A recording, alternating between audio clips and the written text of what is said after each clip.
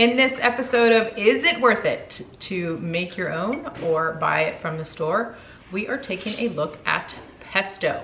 Is it worth it to make your own pesto or buy it already prepared in the jar from the store? We're gonna get into it in this episode. We're gonna do cost breakdown, ingredient breakdown, how to make homemade pesto, and I will share my opinion on whether or not it is worth it to make your own or buy from the store.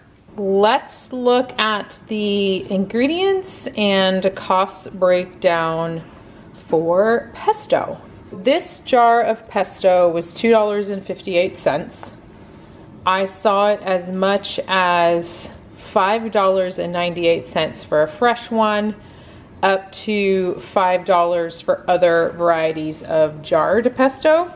So pretty wide range for pesto, but I went with the cheapest one here, $2.58.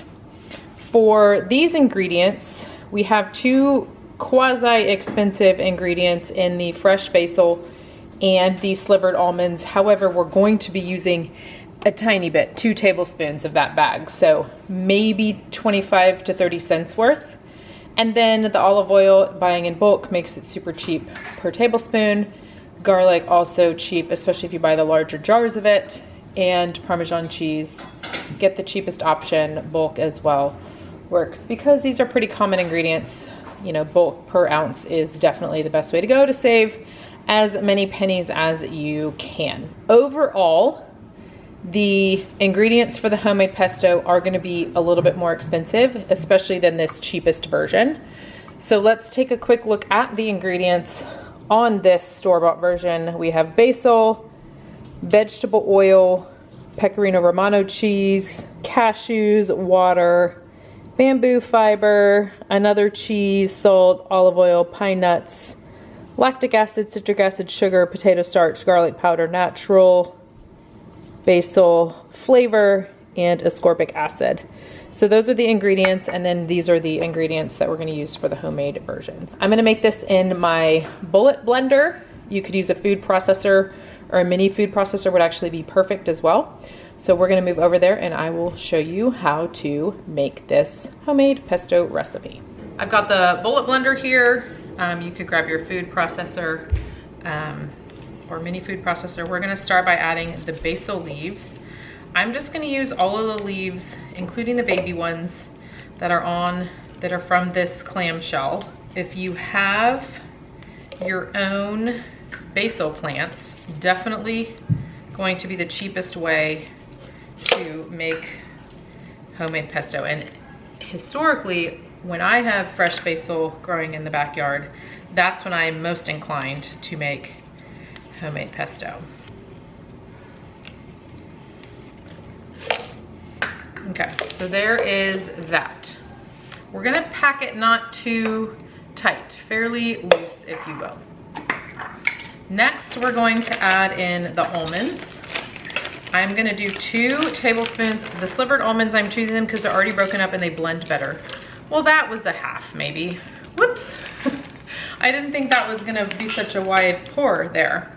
So there's that. We're also gonna do a teaspoon of minced garlic, and I'm gonna get a little of the juices in there because this is pretty dry. The only liquid in here is gonna be the olive oil.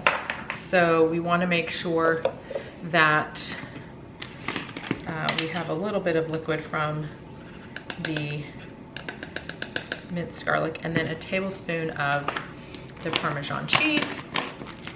And last, we are gonna do 3 tablespoons, possibly more, of this olive oil, depending on how well this bullet blender blends this. I might add a touch of water, depending on the consistency.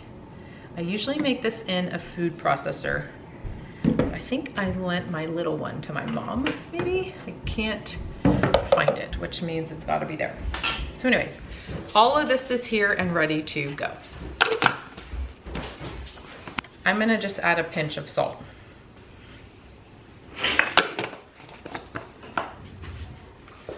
Okay, here we go.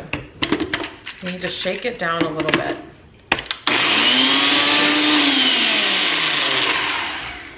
We are gonna need to kind of do a little mushing. It got a little blended, but we're gonna have to do a little bit of, because this is not a food processor, a little finagling, if you will.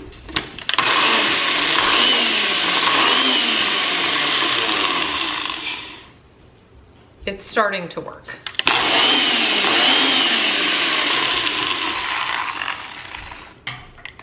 Maybe just keep pulsing it until it's a smooth consistency.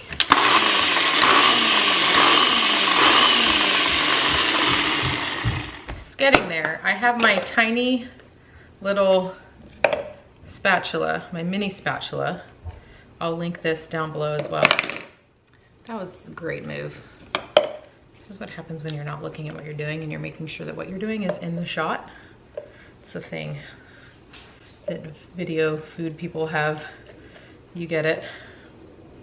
Okay, we're gonna try this a couple more times and then I'll be back once it is finished. The pesto is finished. I'm gonna pour it into this small storage jar, kind of for size comparison. This is a little chunkier than I would have wanted it to be, but I was also not using the ideal food processor either. We're doing this for comparison of how much we get from the homemade. So it's about a jar's worth. This jar is a little bit wider than this jar. Yes, my counters are clean. Okay, so a little bit less maybe ounce for ounce than the jarred version here. So this is a comparison, a side-by-side of the two. And I'll be back to share my opinion on whether or not it is worth it to make a homemade pesto or buy it already prepared at the store. We're done with our homemade pesto. The side-by-side, we just took a look at that. And now I'm gonna share my opinion on whether or not it is worth it to make your own. And my answer is no, it is not worth it to make your own homemade pesto unless you have basil growing in your garden and you can get that cost down by just picking leaves off of the basil plant that you have in your yard or your garden. So yes, it's worth it to make your own, only if you're using basil from the garden. This is cheaper, especially this cheapest version. Again, I told you there was a range in prices from the fresh to the jarred. Either way, this is cheaper, you get more, and it's really just easier, especially if you don't have the right equipment. I didn't have the right food processor to make this. I used my bullet blender. It worked okay, not amazing, but there you have it. That is my opinion on is it worth it to make your own or buy from the store. Tell me what you think in the comments below. Do you make your own pesto? Or are you gonna try to make your own pesto now that you've seen me give it a whirl here and you've got this great recipe to try? Like this video if you learned something new or if you agree with me that it is not the best idea to make your own homemade pesto unless you're growing basil in the garden. Also subscribe to the channel so you don't miss another episode in this Is It Worth It series. We have all kinds of other goodies coming out in that series where we compare the cost and convenience of different items and ingredients. Also, we're releasing new cooking and freezer cooking videos all the time, so that is another reason to subscribe. All right, with that, it's bye for now, and we'll see you in the next episode.